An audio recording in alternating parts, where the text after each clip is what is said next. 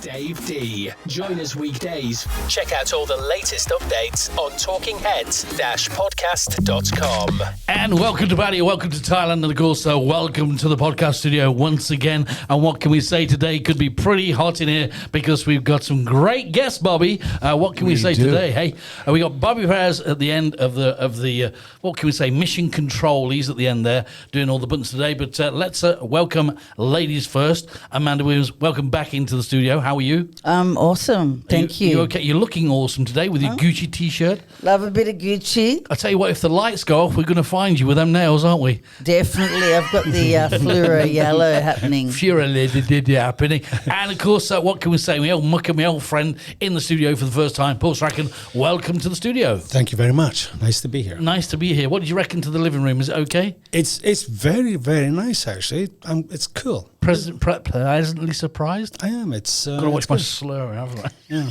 it's cool. It's got a different vibe to it. Yeah. Okay, guys. So what we're going to do today is basically just go over a few topics, okay? And I'd like all you guys to join in. I want to hear what you have to say about it. Nobody's in charge here. We're all on the same table, and we can all talk whenever we want to do. This is open mic time, okay?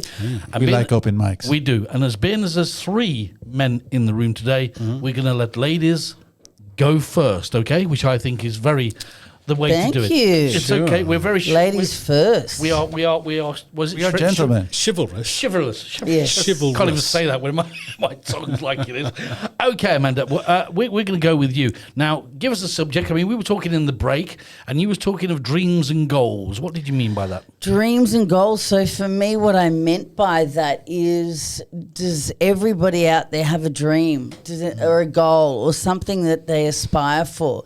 When they wake up, do they wake up hungry and they've got something to do each day, or they can study for half an hour on a goal or a dream or a vision or something that can, lead them forward? Because I believe a life without a dream or a goal is walking in the dark with the headlights off. What do you think about that, Paul? I mean, what's your kind of uptake on that? I mean, do you have any dreams or goals that you sort of aspire for? Well, I guess, I think what Amanda's talking about is like long-term goals. Where is it you want to get to? Not necessarily the day-to-day thing, and of course how that impacts on where we are at the moment might be slightly different. But yeah, I think we should all have goals. And I know as I'm getting older, man, I can't believe now it's October, right? Man, that's another year gone. I still haven't done this, and this, so that's that goal. So can I still do it? Am I still young enough to be able to do it? I don't think You're so. still young enough. What's up with you? No age. We have no age in here. No age. Yeah. Oh, dear. What about you, Bobby? I mean, what's your goals? Well, it kind of brings me back to this Bible scripture, and then the Bible scripture goes somewhat like, those without a vision will perish. Thank you. So back in the day, in the days of the Old Testament, even the prophets knew that if you didn't have a vision, that you couldn't go forward in life. And I think it's good to have a vision and call it a goal or a dream, but have a vision of what you want to accomplish in life and what you're going for. I mean, or an intention and just something for that day. And I don't mean like a $5 million house or, driving a Porsche. It's just something that you have that drive, because a lot of people lose drive. They think they're getting older, as you just said. I don't believe there's any age on anything to learn an instrument or take up a course. Yeah. It's just, it gives you drive. And I believe in hunger. Like if you're hungry for life, you'll live a long life and a happy life, and you won't perish with an unlived dream. I don't believe ever go to your grave, that you haven't done something that you've really wanted to do. Do you think the goal, guys, is something like, a bucket list?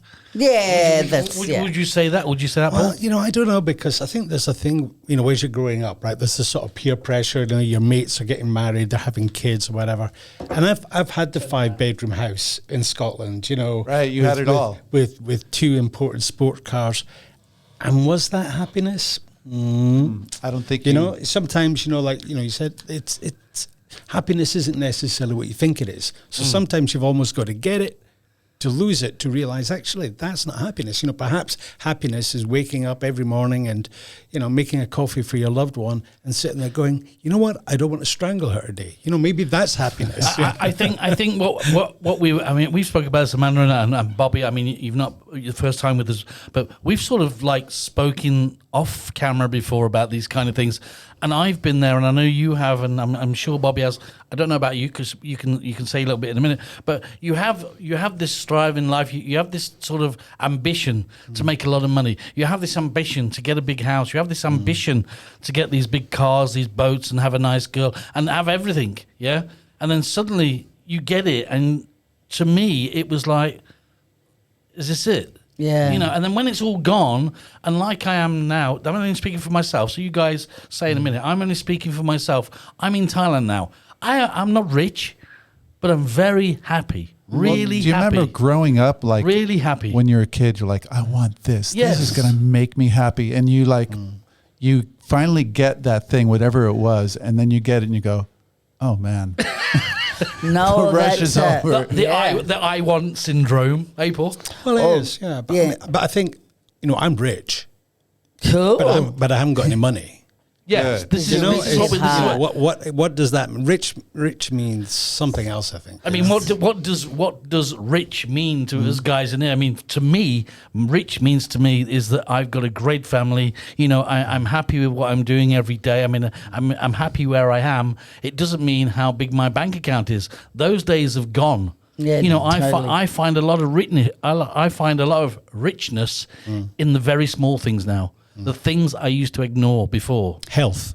Yeah. We're going to go there, Paul. We're going to go to health. We're going to go to health. So for Rich today, for me, because a lot of my friends in Australia are like, oh, I can't believe you're living in Bali or in Thailand or Asia. Like, how boring is that? And I'm like, no, because I love living on an island. I love the simple things in life. And Simplicity. Rich, That's it for me. Yes. Simplicity. it's not Simplicity. about money. It's not about all of my possessions. I have a rich heart, and I wake up with love in my heart every day. I'm around beautiful people like you guys, and we're talking about real stuff, not that stuff that people are hanging around the bars getting drunk, and it's like, you know, boring.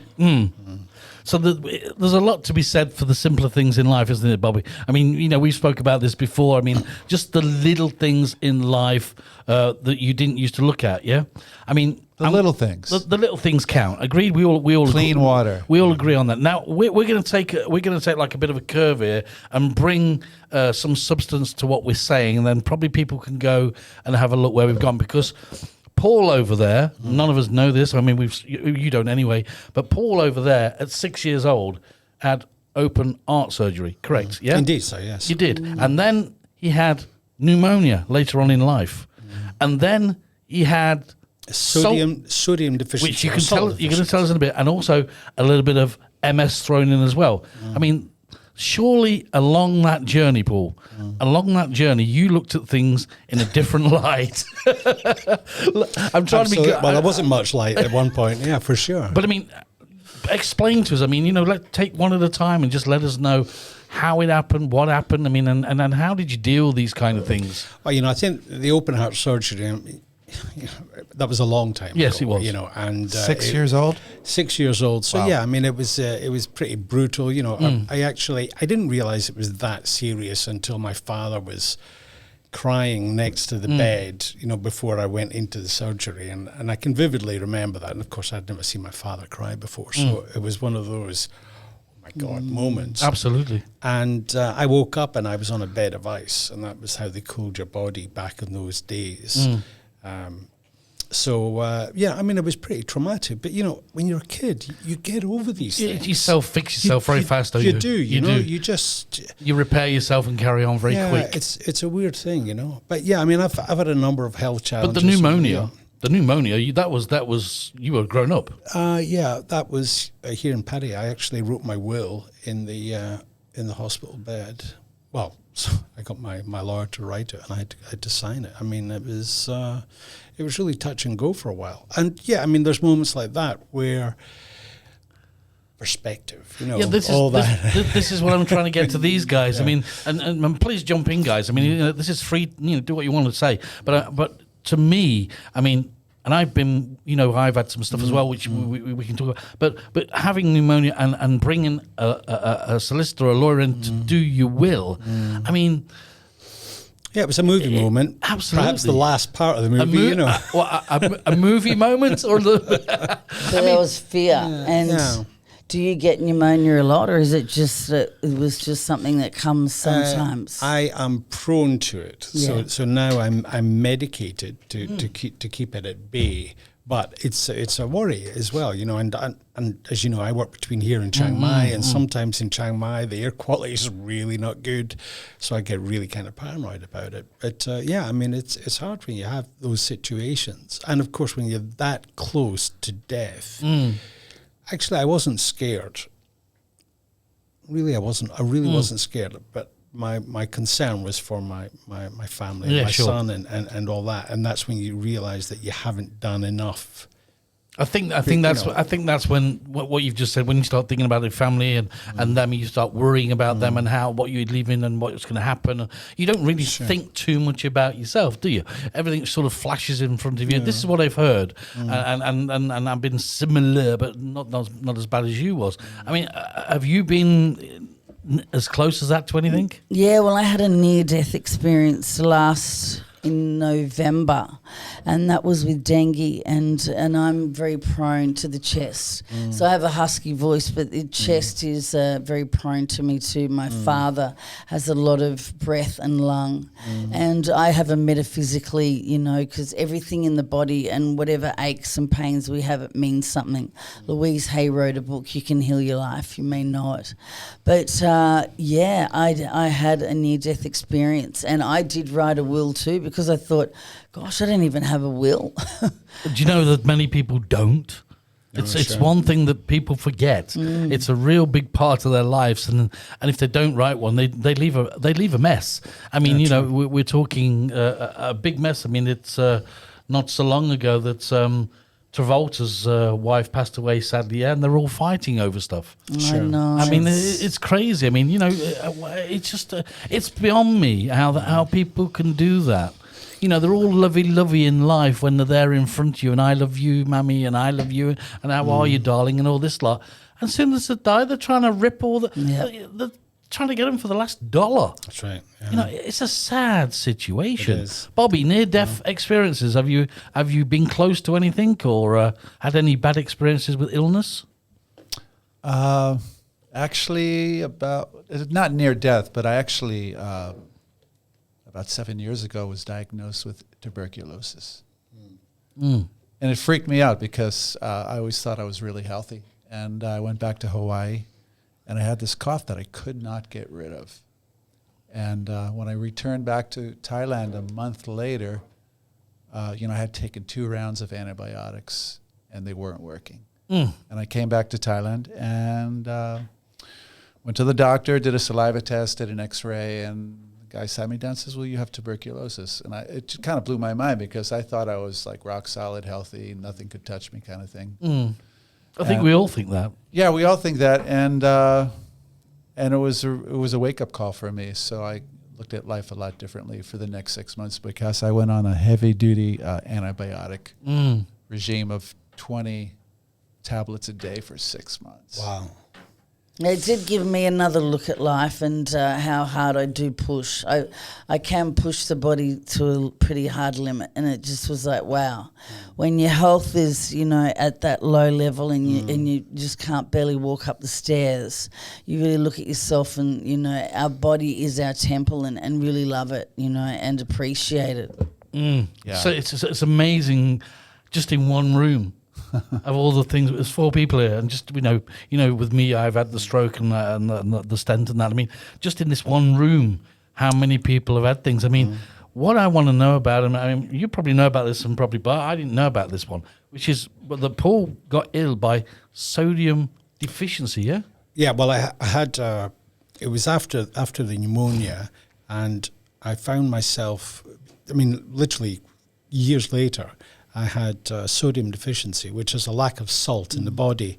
And, everybody worries nowadays about their salt or their sugar intake and everything. But, the reality is that the body needs salt to survive. It's about, maintaining that equilibrium. Balance, yeah. And what I found out later is that even, Thais who we think don't sweat or sweat profusely like Farangs do, they will buy orange juice from the market and they will ask it that for salt to be added to it. And it's a way for them to get salt back into their body, because if they're working, outside under this heat, the body is making them naturally sweat, and the salt leaves the body, and they become weak. I mean, I literally, I couldn't walk, 20 meters. It was completely debilitating, and it crept up over a period of about 48 hours.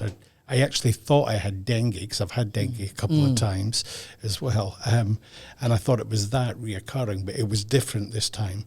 And I was a couple of weeks in hospital, and again, all the drips and all that sort of stuff. It's not fun, but it's something people should be aware of. We all worry about dengue, and we should be. Wow, twice the same as you. So. But I'd never heard of this before at all. Bobby? Amanda, heard of that Yeah, before? it was on my 4th time dengue, but electrolytes, and because when we do sweat, we're sweating out the salts and what we do need, so hydration and coconut water and electrolytes, because we need it. And people just don't realise the level of the sweat, because it is hot here. Sure. I don't think people realise how much in Thailand you actually do lose. Especially the foreigners, they take it for granted. They walk around, the sweat, and then you say, "How are you, mate?" "Yeah, well, I'm sweating." That's all. That's all they say. They don't think that, "Hey, I'm sweating and I need to drink some more water to revive my body." I mean, is that right? You'd agree with that, wouldn't you, Bobby? I'd agree with that. Yeah, it gets really hot. I mean, Bali especially, Bali, I had to take like 4 showers a day to just get through my day. Bali's way hotter than Thailand. in my Well, I opinion. thought it's closer to the equator, right? different. It's this time I thought Thailand was hotter. Really? But I think the whole world's just changing with the weather. So Climate change, yeah. Yeah. But I think Bali's hotter. okay, we'll see. But I noticed the humidity in Pattaya to be far more extreme than Chiang Mai. Chiang Mai is much cooler. Well, it's in the mountains. Yes. Don't get me wrong; it can be hot at times, but the humidity in Pattaya. Wasn't it up at there's a place in Chiang Mai where you actually get dew, like frost or something? Yeah, Doi Sutep, yeah. Oh, you've been there, yes? Yeah, sure. Nice. Yeah, I was feeling it was quite more humid for me this time round. Yeah. So healthy life, which we'll talk about a little bit later on, but this is something that's going to open up the can of worms now. Okay. Right? We're going to talk about, in the world today, the information that we're fed, and also the misinformation that we're fed. Okay. So we're going to go with Bobby, because Bobby's pretty up on this and he can lead the way in, and then we can all come in, jump in at any time. Don't wait for somebody to stop talking. Jump in and say what you want, please, because Alrighty. this is an open mic session and this is a debate session, and I'm sure there's going to be a lot of fun. So, Bobby, away you go. Yeah, I think the modern times, here we are in the modern times, and it's pretty nuts to just decipher what's coming at us 24/7 here. And I thought that'd be something to talk about here today on the open forum, because, we're just being fed everything. And there is a calculated movement out there to deceive and confuse all of us, in my opinion. It's a calculated thing. It's not, the information is not just out there and it's getting routed incorrectly. It's actually a calculated thing to, I think, weaken the morale of the planet. Yeah. In my opinion. That's just my opinion. Guys? No, that's my opinion too, and weaken the morale, and obviously also the immune system, because then we've got fear coming in, we've got overthinking, overwhelm, uncertainty, and then what happens to the immune system? The body's filled with stress, the parasympathetic nervous system, the sympathetic nervous system, and the fight-flight. So we're no longer at the moment kind of calm, are we? But the information that we get, and I mean, we're both in the media. You was being in the media in Pattaya, just in Pattaya. If you take just Pattaya, itself how Pattaya is, how misinformation and information gets spread in Pattaya. Oh, sure. So, you know, with social media and that, so when on a global effect, I mean, you know, we've all seen videos of information that are being fed by other people. We know in the past that, you know, people like Google Analytica and people like this were being as you say, messenger boys, if that's what you want to say. Sure. You know, I mean, what do you think about the way that the information comes out now, you guys? Well, I think, you know, I was actually started watching the Social Dilemma, you know, and which I haven't finished quite yet, but I mean, it really does make you stop and think about everything that you're doing in terms of things like Facebook and all this sort of thing. And it does make you just question for a minute, hang on a second, we're all using Line, WhatsApp, all these other kind of applications, and then the extensions from those applications and Gmail and everything. And all of a sudden you think, hang on a minute, all of that is free. All of that is free. Why? Because you're feeding it all your information. You know, and my brother, and I hope you're feeling better, David. An accident yesterday. Get well, David. His push bike, I crashed into a woman turning in front of him. So you think, I did nearly put under his thing that he crashed by hitting the woman, and I nearly put under his thing, and instead of get well, I went floored by a lady. Yeah, exactly. Yeah, I think he's got to buy her meals for the next year or something. The way it works in Thailand, but so I was looking on Marketplace on Facebook about bikes, push bikes, or mountain bikes. And then that's all you get in your feed, you know, or you look on Lazada and then it comes up on your feed. The algorithm, you know, the way that everything is linked. I mean, it's absolutely terrifying. So it makes you start thinking, you know, when will it be that you mention something on a phone call and then it's going to start coming up on your feed? You know, it's well, you're not too far away with that, because speak recognition is in, and if you talk, it's been proven fact. If you've got a computer and you're doing speech to text, and that the computer remembers everything that you've been talking about, and also it can come up on your feed that way, because all you're doing is feeding it information. Yeah. That's what we're doing. We are feeding the animal, the beast. We are all feeding that every day. And we're creating a phantom future, a future phantom self of our own AI consciousness that I feel this is all heading towards. You know, we are AI now, but we're gonna be really crystallized AI in about 5 years. But where's it gonna stop where we're not in control? I don't think we are in control. I think we're fooling ourselves if we think we are, to be honest. I mean, Amanda, do you think we're in control? Well, right now with what's going on, definitely not. So no. And what point have we got control? Will we ever have control? But don't you find that, I mean, we watched Zuckerberg, didn't we, on Facebook the other night in here, yeah? And he kind of looks like an alien, doesn't he? It actually does, yeah. I mean, yeah, he is actually, I think he's... There's something bizarre. Yeah, well, his haircut's from a satellite dish, isn't it? But anyway, besides that, what he said, which was very scary, or what we seen a post about, was that the White House has sent out some information on Trump and everything, yeah, about what he was going to do and blah, blah, blah. Facebook took it down. Oh, yeah. I mean, that's scary, isn't it? Just how much control they've got. I mean, I don't know how many billions of people are now on Facebook, but I mean... And Twitter, too. Yeah, and Twitter, yeah, and Line, and what, you know. It's a scary, scary fact, isn't it? There was a woman arrested in Australia, a pregnant woman. They came to her door and they took all of her electronic gadgets, and, you know, that's just, wow. Yeah, she made something that was perhaps... some kind of defamation or something on Facebook, and I mean, it's crazy. And now things like, you know, with TripAdvisor, you know, this thing in Koh Chang, must have seen it, right? The guy made the negative comment on TripAdvisor. Well, that sort of started at one place, and then it sort of spilled over to some other places now, hasn't it? But it really makes you think, you know, and especially, you know, okay, you get agitated, you make a comment, and if you've had a drink or something, that comment might be slightly more inflated. Yes, fruity or whatever, you know. And then before you know it, you're facing charges. She got a $40,000 fine, and you're right, because you get heated, you get angry, and she had her beliefs, and what she believed in was right, and. Yeah, she was an activist and was with this group of people and was just like, this is not true. What's happening? I thought that America is the land of free speech. Is that right? You thought, and it was. So no, if America is the land of free speech, why can Facebook censor you?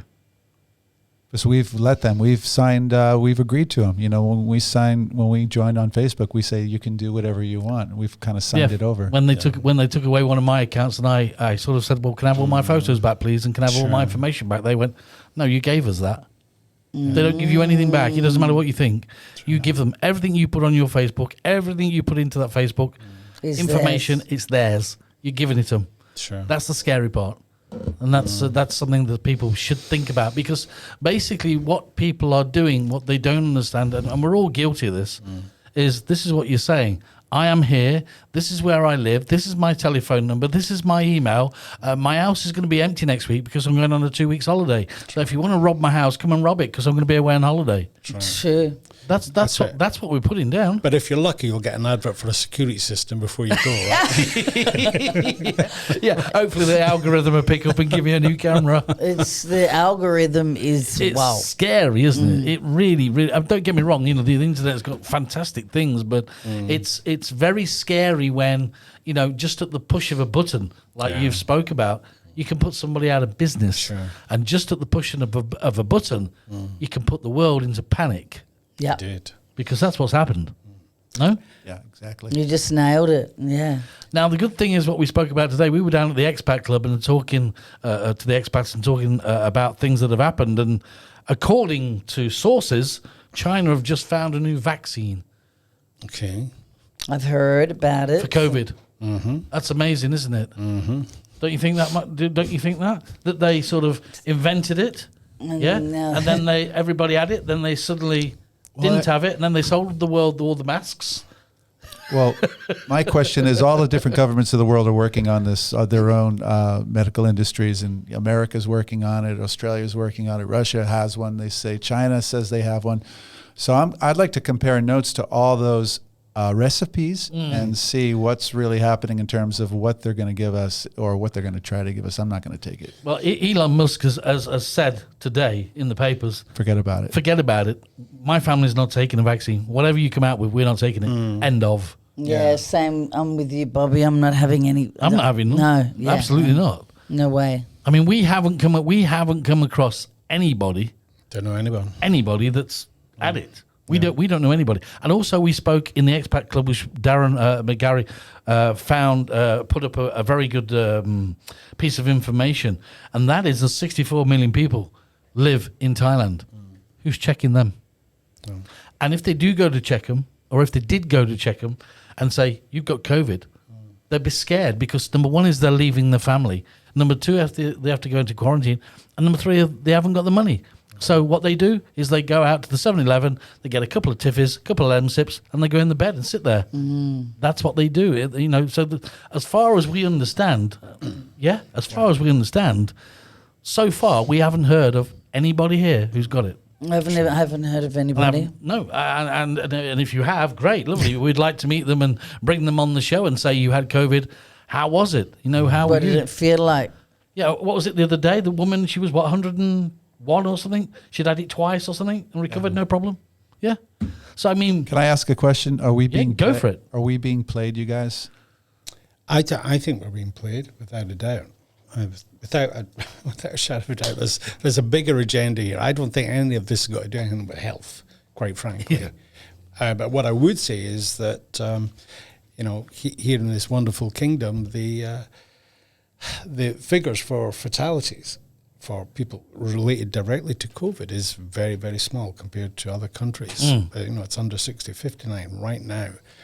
Yet there's a 481 people have, the suicide rate compared to last year has increased by 481. So the measures by the government have caused this situation, perhaps, where people's mental health and everything related. Basic necessities. Yeah, just you know, they can't survive. And, you know, if you're you've got a family of 3 and whatever, and you're trying to look after them and whatever, and you can't. I believe I don't know what the figures are now, 8-9 million people unemployed, and, now we're coming up to what should be the high season. The figure in Thailand is 24 million, by the way, out of work now, extra to what was before. Okay, yeah. And, massive. And obviously you really feel for these people, but, I think there needs to be a point where, certain parties need to think, hang on a second, what's the best thing here? Because it's really debilitating. Well, they've extended the opening of this 6 times now, and what we've heard today and we understand today is that they're giving them like a 45-day ultimatum, and that is open the country up or we will. Because you've got these guys that are in, we're not going to get there, but we've got these guys in Bangkok who are supposed to be the top surgeons, doctors, whatever you want to say, and they're saying, "Oh no, just keep Thailand closed." But they don't see what's happening, and there's a lot of people out there suffering. There's a lot of people out there depressed. There's a lot of people out there taking their own lives because they can't deal with the situation. Yeah, which is very, very sad, and they've got no word of support whatsoever. My wife's family gets 700 baht a month, a month. Yeah. From the government to live on. So what does that do? That's like nothing. It's crazy, and I mean the knock-on effect worldwide. I mean, if you take 64 million people in Thailand, you got over 7 billion people in the world now. COVID's just reached 1 million. Just reached it's a minute factor. The flu, influenza is far bigger than that. The deaths in Thailand are far bigger than that from roads. Sure. Okay, so what is it at the end of the day? It's not the COVID thing. It's not the disease. It's not getting sick. What's killing people? It's the scaremongery. It's the scare factor. That's what's happened. It's the pandemic of social media. It's the pandemic of apps and Facebook and all these people sitting in political chairs saying, hey, you know what, guys? Let's clear the world out. How are we going to do it of all the economy? How are we going to do that? I'll tell you what, let's tell them there's a pandemic and it's going to be now. If you go back to 1956, there was a film made in 1956 about a guy sitting there saying what was going to happen and what was this. And he said in the year 2020, there will be a pandemic virus worldwide, and that was in America, made by somebody that was involved with NASA, and that's now on the internet. So you've only got to look at history, and it's technology the same. Our technology is right up here now, but they're only giving you the technology that's down here. Of course. And then they start to feed you that this is the new thing. It's not the new thing because the new thing's up here. It's just that they have to get rid of this first. Yeah. So I call it a scamdemic. Sorry. Yeah, it is a scamdemic. It's true. This whole thing is bullshit. It don't matter what we say or the way we look at it. We are puppets. Yeah. And if standing up for your own rights and saying this is rubbish, prove it. Prove it. They can't. Yeah. They can't. No. That's the problem. In America, they get $26,000 for every COVID case. Yeah? Or they get $436 for every influenza case. And if somebody comes in with breathing problems, what do they say? He's got COVID. It's $26,000 in our pocket. That's right. No? Am I wrong, guys? Tell me. I'm sure you're right. It's all about money, right? It's true. Bobby? Don't get me started, man. Yeah, well, I want to get you started. I mean, it really pisses me off, because it's just. I like Amanda's word, scamdemic. Scamdemic. We love that one.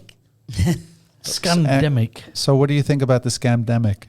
Well, yeah, it's crazy, and filling everybody with fear and coming up with all this fake sort of evidence and news. I follow a lot of the scientific approach and the doctors that have been either locked up or taken out or missing, and I don't want to go any further, but people that really know what they're talking about. Do you you're probably friends with Sasha Stone, yeah? From Bali? Yes. Yeah, he's pretty brilliant. I've been following him. He's brilliant. Yeah. Very brilliant. We should have him on the show sometime. Oh yes, that would be great. Now you guys deal with people that have got depressions, and you do, Paul. For I mean, Europe in Chiang Mai, yeah, at the Don Rehab Center. I mean, surely since this has been going around, that your telephones are slightly busier. Yeah, absolutely. I mean, the COVID or the repercussions of that has pushed a lot of people who were perhaps managing their mental health, or however that manifests itself, or perhaps their behaviors or their addictions, and it's pushed them right to the edge. I mean, really right to the edge. People who were coping before are not coping anymore, and of course, people with mental health tend to isolate. People with addiction, once it passes the partying stage, they tend to isolate. And then COVID comes in and people put into lockdown, so they're in forced isolation. And it's literally a recipe for disaster. And it's been a really tough time. I mean, people phoning up and how desperate. I get that, and I mean, it must be heart-wrenching to deal with. I mean, you deal with similar as well, don't you? But I mean, you're talking about sort of like building online sessions to try and give people hope. Where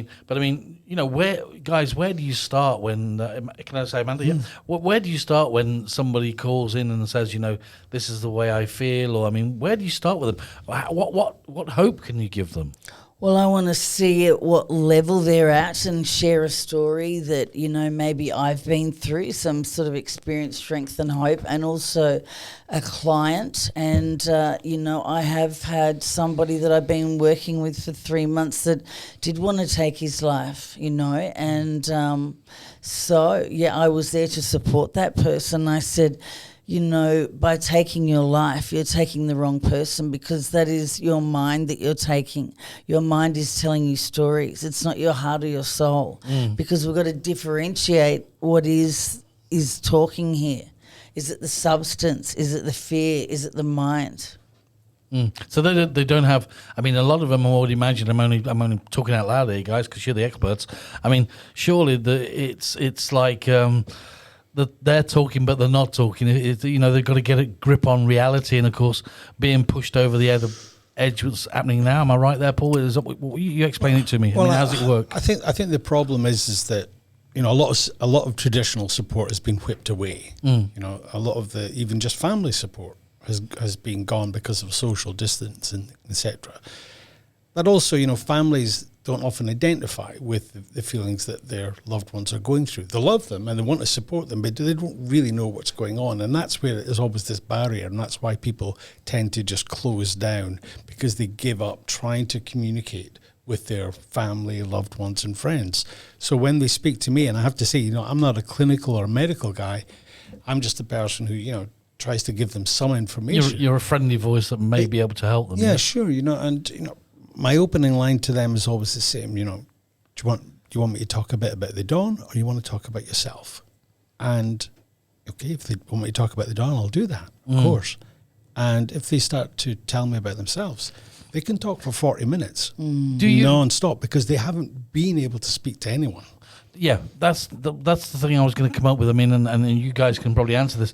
Do you let them start talking about their selves first, or do you ask them the question, or do you like you say, do you just ease them into it and let them start talking, Amanda? Depends what level, because some of them haven't been, not like a lot of people won't listen to them, or they're not interested, or they don't understand at what level they're at. So they do just want to throw questions at you and talk, because they just want that love or someone on the other end, because it's they isolate and it's a big thing, addiction, isolation, staying away from the world. And when they start doing whatever that substance is at home, that is danger zone.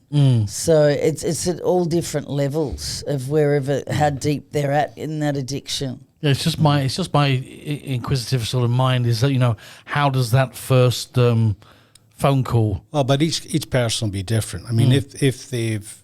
If they have a history of addiction and they've been, if you like, a serial relapser, they'll say, okay, Paul, my name's George, I'm 48, I'm from the UK, this be, I'm looking for my 5th time in rehab. Okay. So he'll be very matter of fact about it. And that's part of the mindset about, coming to terms with being an addict.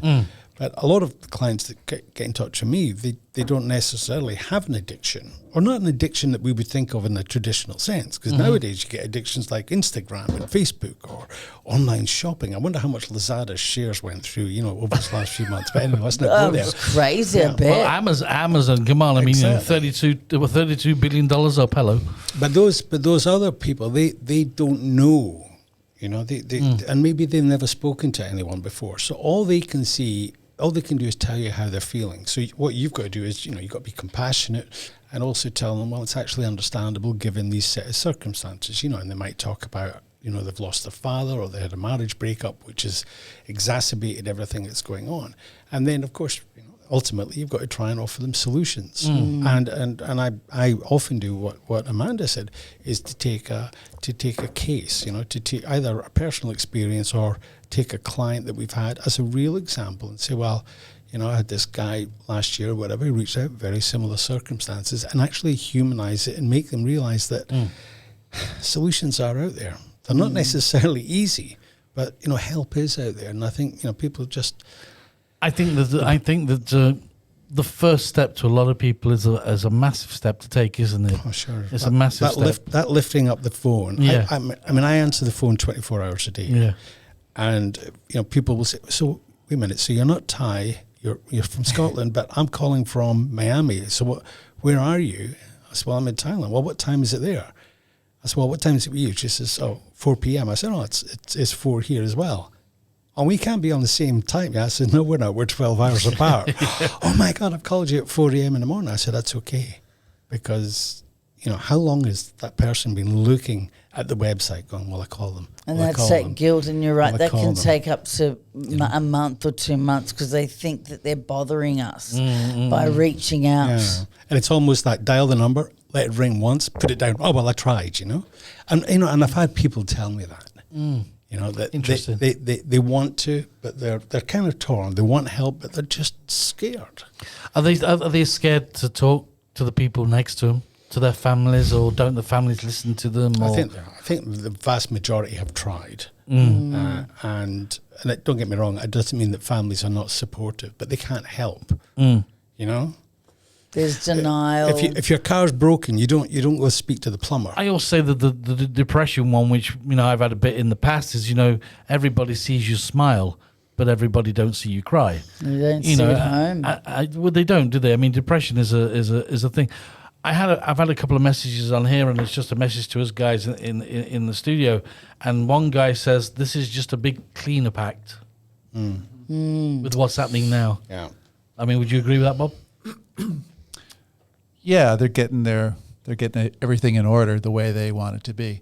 But the first thing they did was they told us to go inside. Well, what happens when you go inside?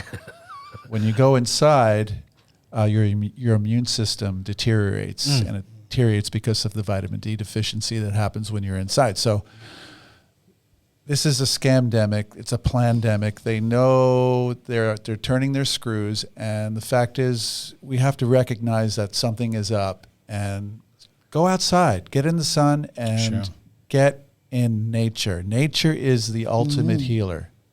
Yeah, don't Yeah, stop. feed I on personally the know that earth. from my own experience, and some people just want to be inside and follow the rules, but go outside and get in the sun and get clean air. And You're a leader get of your sheep. immune I'm system about charged. getting on earth. Or like Trump did, go in and come out a few days later and go, I'm cured. I drank the Dettol. Yeah, that was funny. That was funny. Misinterpreted, of course. I mean, I said it the other day, and Bob went, he never said that. He didn't mean it like that. You got onto me, didn't you? The thing about drinking the cleaner. What did he say? Oh, well, getting back to the media misinformation, and we hear what they want to serve us, and Yeah. we're getting what he said and what actually went down were two different things. Absolutely. We know about that now. And but it's ridiculous. He wouldn't drink it because he uses it to bleach his hair, right? Absolutely. Yeah. Yeah, Sorry, absolutely. guys, just out there. It's like Chinese whispers. Something gets said from here and how it changes. We from say here to here. mountain to a molehill in the Yes. UK, don't we? Mountain to a molehill. Now, going from what you were saying, and outside and nature and everything, and I want you guys at the end to talk to me and Paul, because I don't do this, and I don't think Paul does it, okay? And that is meditation and yoga. Yeah, so What do we do? What do we do, guys? Go on, who wants to go first? You can go first, Bobby, or I'll go first, whichever. whatever. You go first, for it. Amanda. You go for it, Amanda. Okay, so for me, I have I have daily rituals, and I live those, I breathe those, and they are my tools to keep balance, to keep me, not living in my head, and not taking substances that I need to change my body, mind, or spirit. So I wake up in the morning, I'll quickly just run through it, and then I hydrate. So I hydrate with water and lime. That alkalines the blood and the body. So don't make sure it's not cold water. Take us through your routine. Okay, yeah, cool. Slowly. What time do you get up in the morning? So I'm a 5 a.m. Wow. And so I'm just going to my bed. eyes open at 5, and 6 o'clock I get up. So because I do my gratitude, I do my prayer, I do a lot of things that thank you for my bed, thank you. I go through that kind of thing. And because in Bali or in other places I'm up at 5 and I'm on the yoga mat teaching at 7, so I'm going a bit easier here. Then I hydrate with very good water. I alkaline. And then the water and the lemon, Bobby? Yeah, if you add lime to water, it turns, most water that we get is, the pH is acidic. low, yeah. And when you add lime to water, it alkalizes it. You mean lime as in the Lime, lemon, yeah. Yeah? Yeah, Okay, my did you know in that? Like, Thailand, they like call- we have on this something else, right? Yeah. Yeah, well, it raises the pH level. We should be drinking about 7.4 pH, the level of the water. That could be why a lot of dehydration, because the water is So filled with sodium. we could get something like this and just put some lime Absolutely, in it? absolutely. Can we get the lime?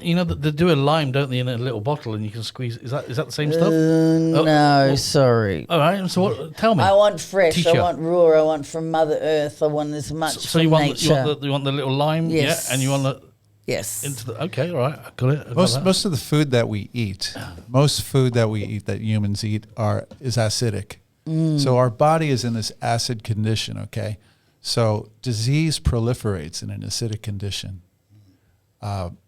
You can combat that. The body goes into homeostasis, which it actually naturalizes and equalizes the pH.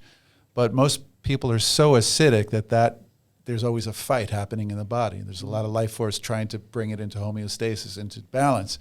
But when you naturally let's call it artificially alkalizing your body. When you bring lemon and lime into water, it turns the water alkaline, and it brings your pH into an alkaline condition, which is good for the body because disease can't proliferate in an alkaline condition.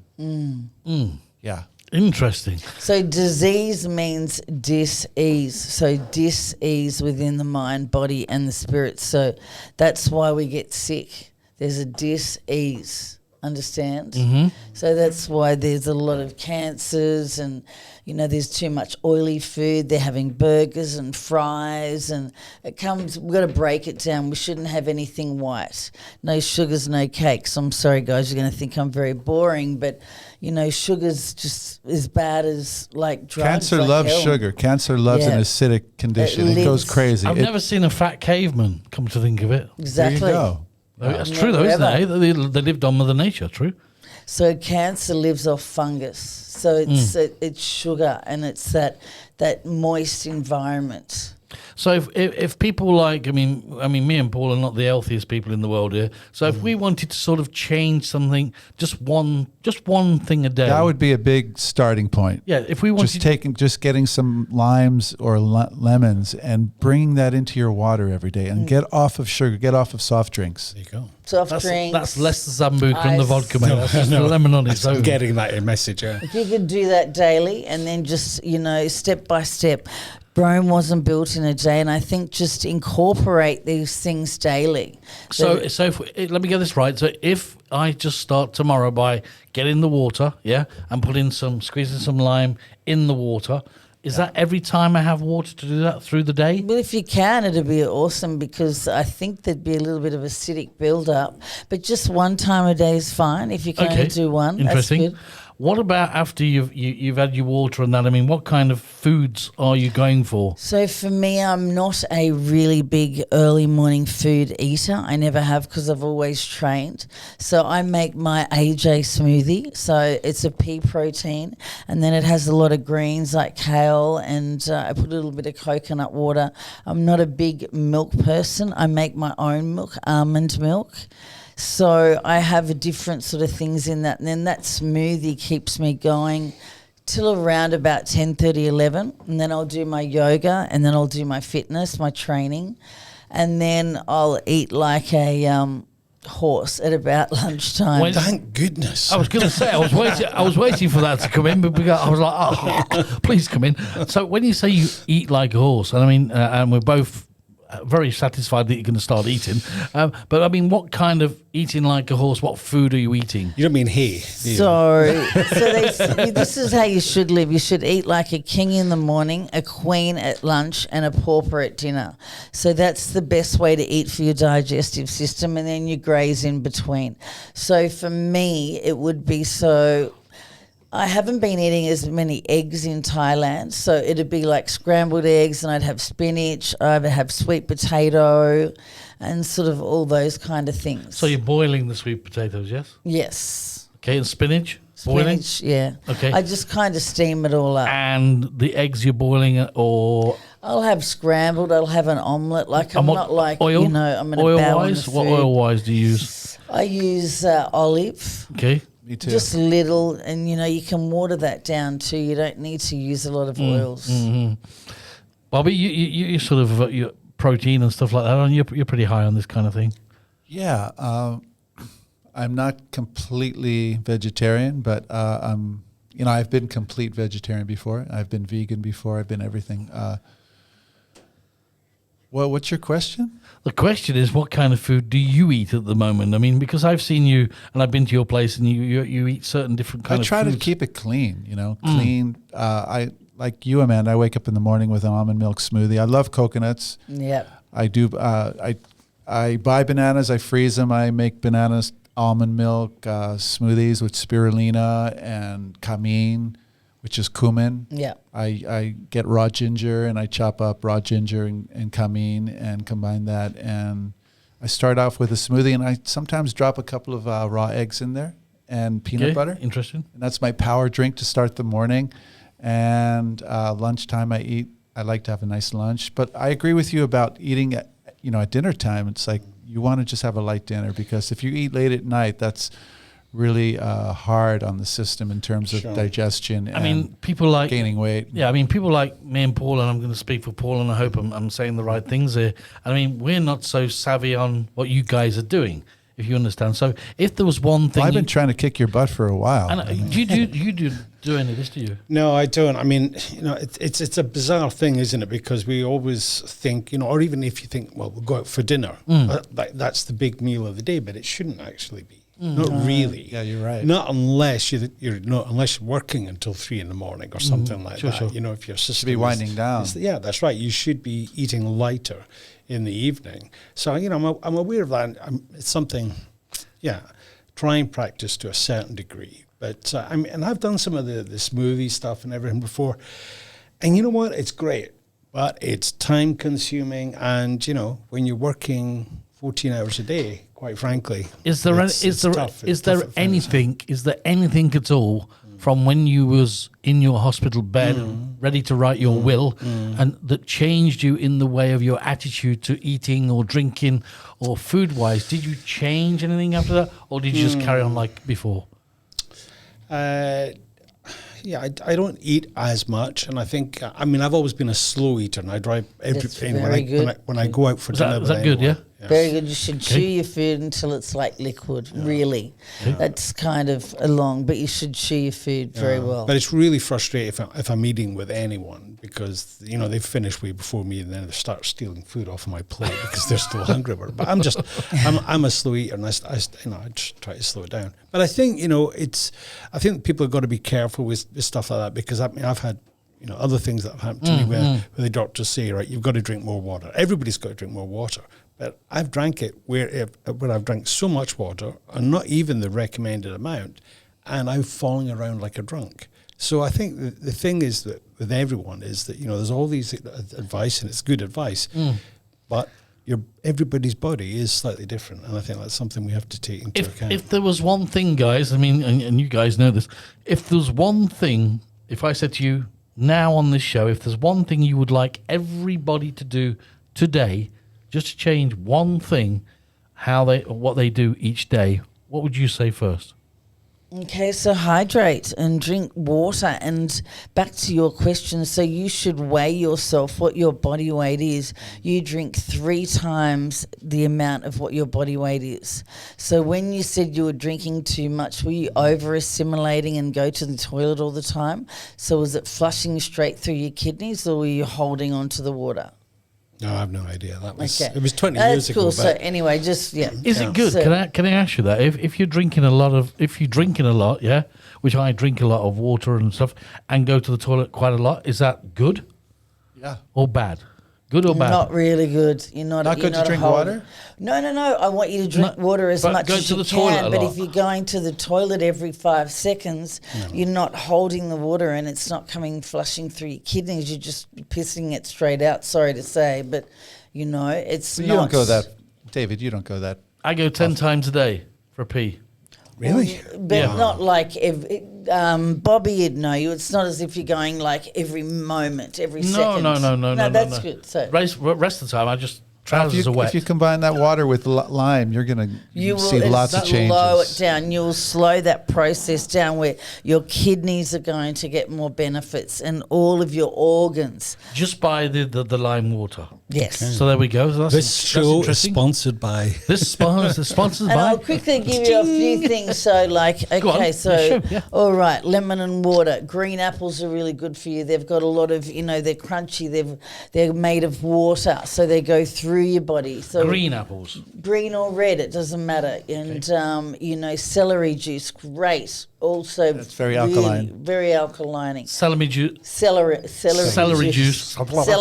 Celery. It's my. Do we have to put it into a blender? Yeah. Yes, but I'm sure some of you guys have got stuff, and the biggest excuse I hear is, "Oh, that's too tired. I don't have the time to do that." I'm like, well, what about if you were in your, hospital bed and you said to me, Amanda, I didn't have time for that, and maybe I could die tomorrow, Yep. So, and just things like that contain water. So if you're not having a diet that has water and you're living on burgers or Subway, we need water in the body. We're made up of water, pretty much. We're made up of water.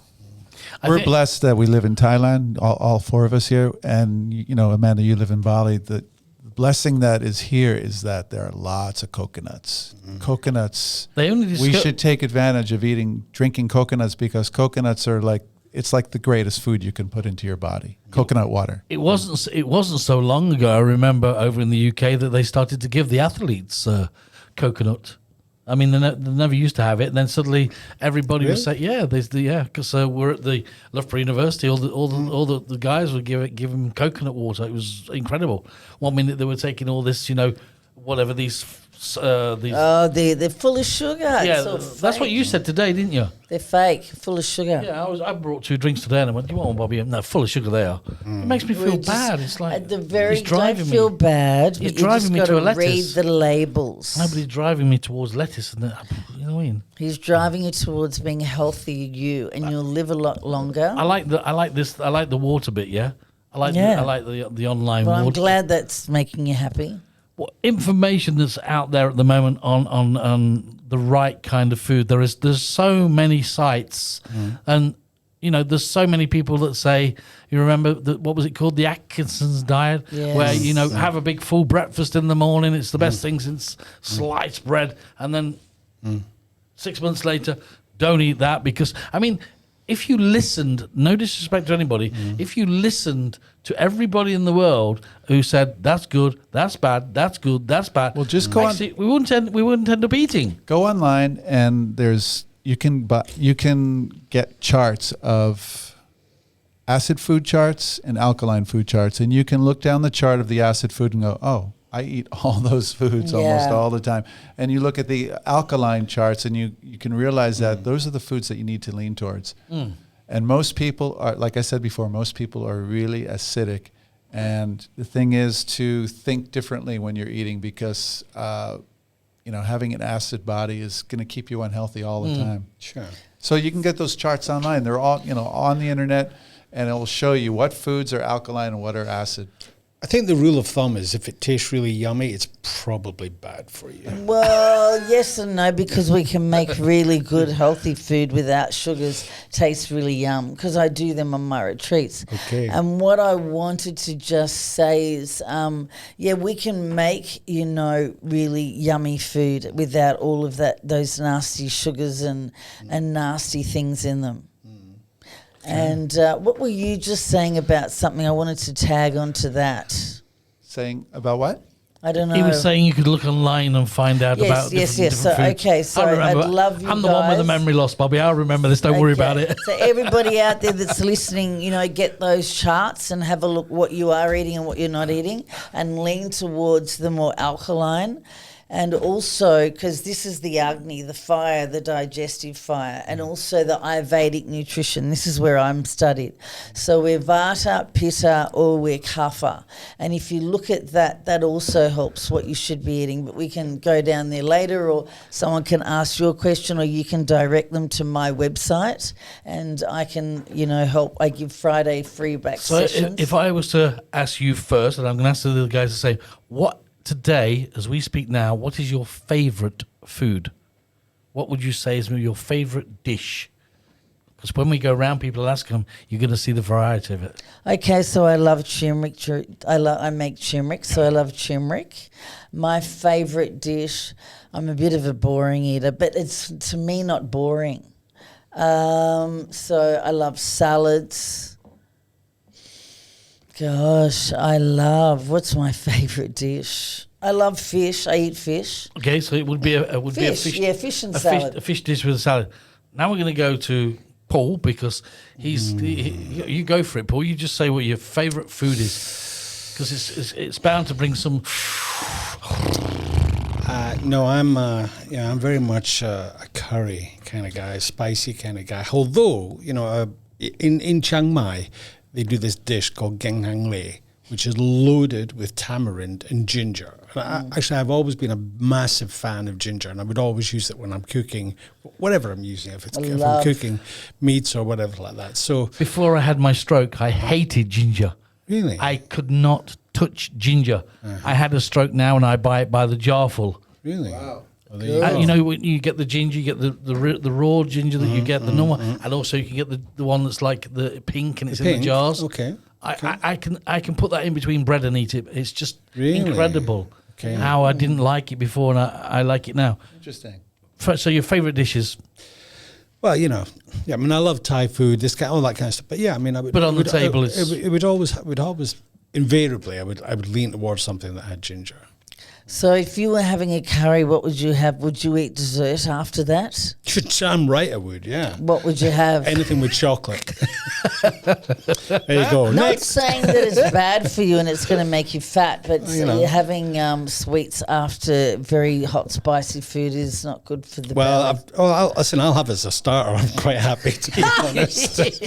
I love it, be honest. Cool. Bobby, Listen, that's my top tip if you ever go to a buffet. You know, when you've got these big parties that we don't have anymore, and it's, you know, there's all the soups and the salads and everything, and then there's the main courses and the roast meat. Start with the dessert. Nobody else is there first. Just go straight for the dessert.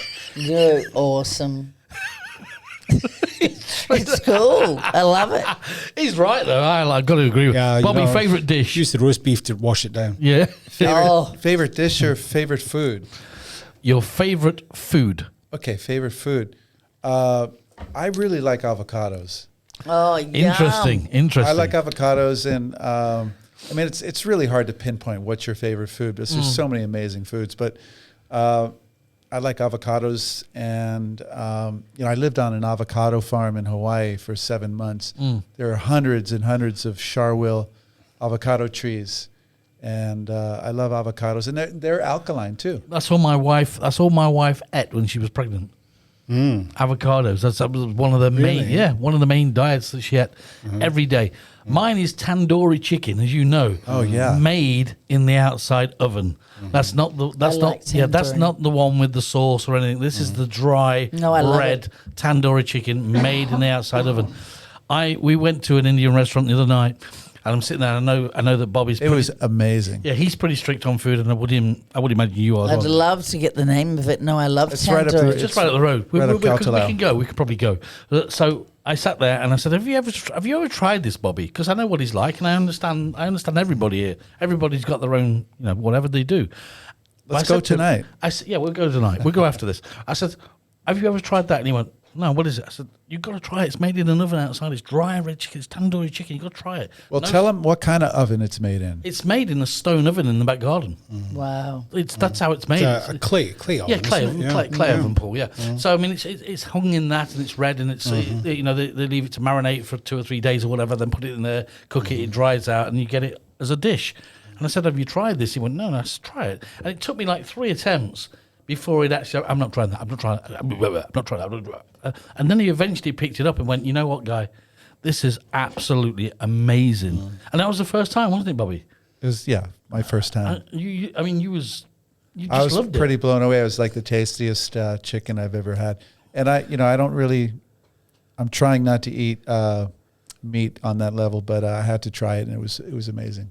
What is this? Is a question before we just go into the last part of today, if that's okay, guys. And I hope you've enjoyed it so far, because I have. It's been super. It's just good to get some voices in the studio. It's really, really cool. What is the weirdest food you've ever tasted in your life? Something that you've said probably looks nice, and you've tasted it and gone, "Ugh," or something really, really weird that you wanted to try. Durian, Anything. for me, I can't stand it smells. But also what I wanted to say is, guys, never feel guilty about eating something or sharing what you're eating, because it shouldn't be about guilt. And when I teach clients, I teach them to eat 80-20, 80% good and 20% bad, because I eat 100% good, and that can be bad, because then when my body has things, it kind of rejects them, like you get rashes and then you feel unwell. And so never ever feel guilty about me asking you, or I don't. No, I know. worry. Yeah. Oh, he's still at the desserts. Don't worry about him. He's not worried about So that. for me, durian, and Now, I don't like bananas, mushy. If you eat, did you know this? If you eat durian, okay, and you eat quite a bit of it, and you drink Coke after it, it can kill you. That's right. It's a known fact. Not everybody knows that. Glad I don't eat it. Durian Wow. and Coke can kill you. It can put you down very, very quick. Known fact. Paul, weird food. Weird food, guys. I think the weirdest probably I had was up in Compound Pet. I had some snake when I was being a little bit more adventurous, and no, I wouldn't go there again.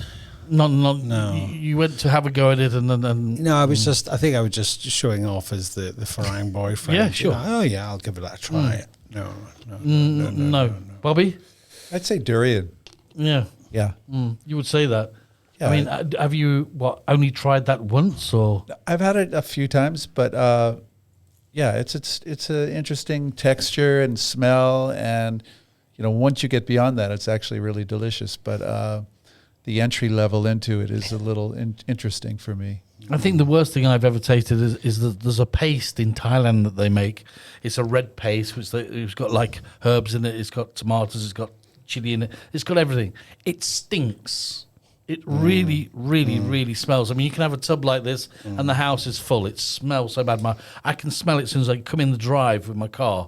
I know what my wife's It's got the on one the with table. the fermented fish, I think. Is it, or No, something the like fermented fish is there's one in Norway that's like Bala. it's really old stinky fish. It's the most stinkiest fish in the world. But this is a sauce that they make here that they have with their meats and different things. And I tasted it once, and I couldn't get the taste out of my mouth for a week. It was in there For a week? It Are was you there sure for a week? Yeah, you'd clean your teeth or something, and you could still taste it. It was horrible. Should have some chocolate. So yeah, I should have started the chocolate. Before we go today, I mean, anything you guys want to add? Because this is it's your table. So I mean, please come up with something. I mean, anything you'd like to add to the conversation today? We're going to do it again, but I mean, it's been a good one. Okay, so yeah, well, our body is our temple, and I believe you treat it like a rubbish bin. You don't have to treat it like it's a palace, but yeah. That sums me and you up, by the way. And move your body every day. I have 4 doctors. I have Dr. Quiet, so he sets me up for the day. That's my meditation, my breath, and where I become quiet with myself. I set my intention. And then Dr. Diet is about what I put in my mouth, because I'm the only person that is powerless over what I eat and what I put in my mouth. And then I have Dr. Movement, which is about moving the body and getting everything going, the breath and the blood flow. And then I have Dr. Happiness. So what do I do to make me happy and laugh and, engage with people and say hello to strangers and just be nice and be out there in the world, because there's a lot of not a lot of human interaction, because so many people are either like this on their phone or you say hello to them and they're like, are you from some kind of planet or, and... But don't you think it's sad? Don't you think it's sad now? I mean, today, don't you think it's sad compared to the old days that we all know and we grew up in? I mean, where, our entertainment was nicking the wheels off a pram to make a go-kart. Yeah. I mean, today, entertainment today is holding a little device in your hand, and you look around restaurants. Yeah, but you look around restaurants, you do, and we're all guilty of this, don't get me wrong. You look around a restaurant and you think, shit, look at all these people. They're all just staring at their hands. And you look at the family of 4. Yeah. And they're not talking. In our day, Paul, I mean, in all our days, the family was the most important thing there was. Yeah. I mean, it and also, doesn't exist. what are they looking at? I mean, things like Facebook and everything really worries me, because fundamentally, what is it? Okay, I understand it connects people, right? I mean, I was connected with my family, and it's reconnecting It's people. good side to it, and yes. there's a lot of good stuff, but a lot of it is, it's like looking through somebody's window, going, "That's what they've got. Oh, I need that." This is the Joneses situation. I need that. Yeah. So it's like there's this. I mean, I get fathers calling me up saying, "Oh, my son won't come out of his room. He's not attending class, and he's just addicted. He's playing games online, and they're often violent games." Yeah, right? sure. How old's your son? 12. Okay. I said, well, have you considered, turning off his internet? Or he wouldn't age restriction? He wouldn't like that. Yeah, well, you know what? You're a father. Yeah, sure. Be his guardian and be a parent, and tough love. Put boundaries. Put boundaries in. And I think really we're heading towards this huge, massive problem. And now, people are scared to talk. They're scared to say anything. You're not allowed to say racist remarks. I mean, growing up in the 70s and the 80s, and I'm not saying it was correct, but I'm from Scotland. The butt of so many jokes are about Scottish. about the Scots, right? Absolutely. And about how tight they are. How much am I getting paid for this, by the way? But you know what I mean? But it is as simple as that, right? And I don't care. I've taken it on the chin. I've been taking it on the chin for 50 years. And you know what? We should take it on the chin for another 50 years. It's just gone bonkers. The world has gone bonkers when we spoke about this before. All I see in life is one colour, and that's human. That's it. You know, that's the way. That's the way I see it. Is humans are humans, and that's it. I've never discrepancy on any color, but to be racist against people, I do not understand that at all. Okay. As Paul said, we've been taking English jokes, Irish jokes, Scottish jokes around the world. It's a joke. Everyone's having a joke. It's a joke. It's a laugh. Yeah. Why do these people have to take it further? That's right. It's, an English, a Scotsman, and an Irishman walking to. You can't say that. Yeah, that's right. You can't say that. Well, you're not allowed to say man because, have you actually identified? Let them identify the gender, I mean, they used to say about the Scottish people, do you know the 50 pence in England? The 50 pence? Yeah. They used to say that was designed for Scottish people, so you could use a spanner to get it out their hand. Oh, wow. That's a joke, you see, but you can't say that no more because that's not right, is it, Paul? That's right. It's true. And spanners were invented by the Scots, as it happens. So when we were kids, like they couldn't get me in the house before like 6 because we were playing soccer, we were playing football, we were down at the beach, or we were playing. It was just not inside. But you was playing with each other. We were all having fun. And no communication. Are you okay? Are you okay? Every 30 minutes. No, none of that. No, we didn't have anything. You disappear, come back, the sun's going down. That's it, right? And then you go in, you have a shower or bath and eat dinner and sleep. Sure.